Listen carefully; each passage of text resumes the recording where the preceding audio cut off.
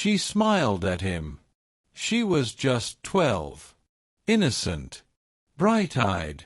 She had never imagined that the man who prayed over her family, the man who spoke of God's love and blessings every Sunday, would become the shadow over her childhood.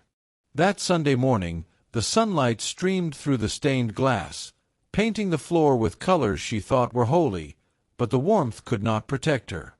He leaned in, his voice soft, almost hypnotic, telling her she was special, chosen. Chosen for what, she did not know. And in that moment, trust twisted into betrayal. It started as a kiss, small and almost secretive, like a shadow slipping past a closed door. But shadows grow. They crawl. They linger. And before she realized it, they had taken root. He was Robert Morris, preacher, pastor, founder of a megachurch that would one day draw tens of thousands, books, television, fame, a life built on faith and applause. But that morning, in a small Oklahoma home, he was something else entirely. Something dark. She did not speak. She could not. She was afraid of anger, afraid of shame, afraid that telling would make God angry, or worse, that no one would believe her. She had been taught to listen, to obey, to respect the man of God. And now, respect felt like a chain.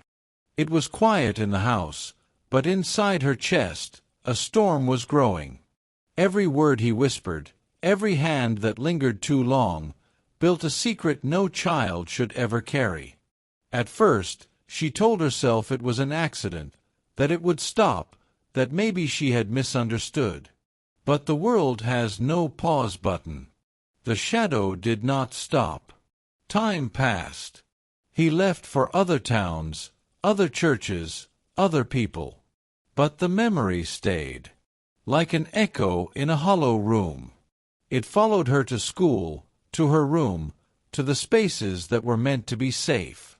And every time she heard his name on television, saw him smiling in a book, preaching about faith and blessings, her stomach twisted.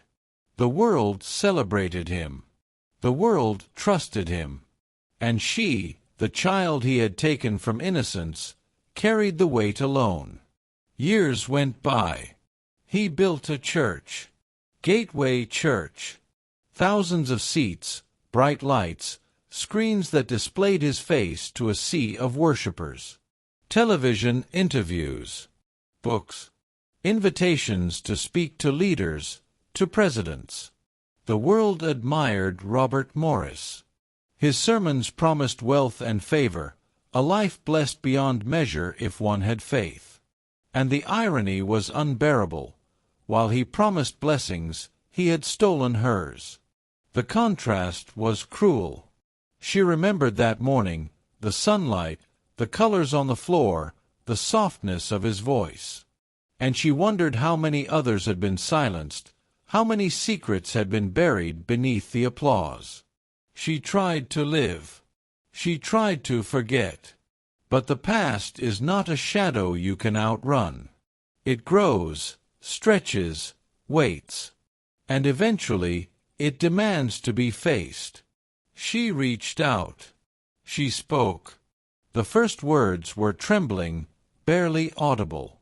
The world did not listen immediately. A man of God had built empires, had credibility, had followers. Who would believe a little girl from Oklahoma? Who would dare question the preacher? And yet, she persisted. She wanted acknowledgement, justice, not revenge. She wanted her voice to break the silence. Meanwhile, he continued to preach. The pulpit became his stage. Cameras, lights, applause, television.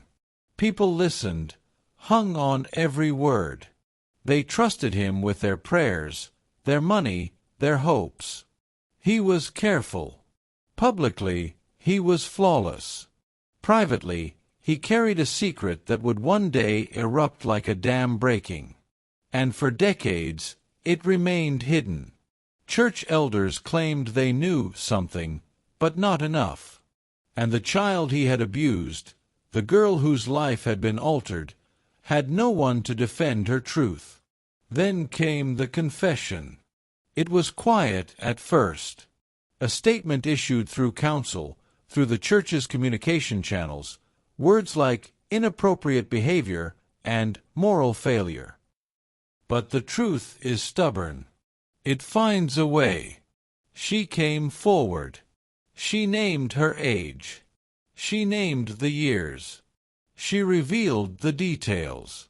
12 when it started. 4 years of her childhood stolen. The world could no longer look away. And suddenly, the carefully crafted image of the preacher began to crack. The church could not contain the story. The applause stopped.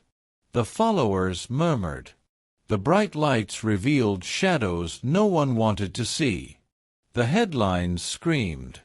Megachurch founder, prominent pastor, advisor to powerful men, publicly admitting what he had done. But the words were not enough. The confession did not erase the years of silence, the fear, the stolen innocence. And yet, it was a start. Justice, long delayed, began to stir. Legal proceedings followed. Indictments. Courtrooms. Cameras. The man who had once seemed untouchable now faced consequences, a reckoning decades in the making. And still, the pain remained. The moral lesson was not just about punishment. It was about trust, about vigilance, about the responsibility we have to protect the innocent. It was about the vulnerability of children, the ease with which power can corrupt, and the danger of silence. The world had celebrated him, trusted him, placed faith in his hands. But faith, without accountability, can become a weapon. His empire, built on devotion, now trembled on the weight of his own sins. She watched from afar, feeling a mixture of relief, sorrow, and anger. Relief that the truth could not be hidden forever. Sorrow for the years lost, for childhood stolen, for innocence betrayed. Anger at a system that allowed a man to rise, to speak, to shape lives while concealing the darkness within. And yet, through the storm of emotions, she realized that her story mattered. Her voice had power. Speaking the truth, even when ignored, had value. She could reclaim her life, piece by piece, despite the scars. The church struggled, the congregation questioned, the public debated. Questions of forgiveness, redemption, and accountability filled the air.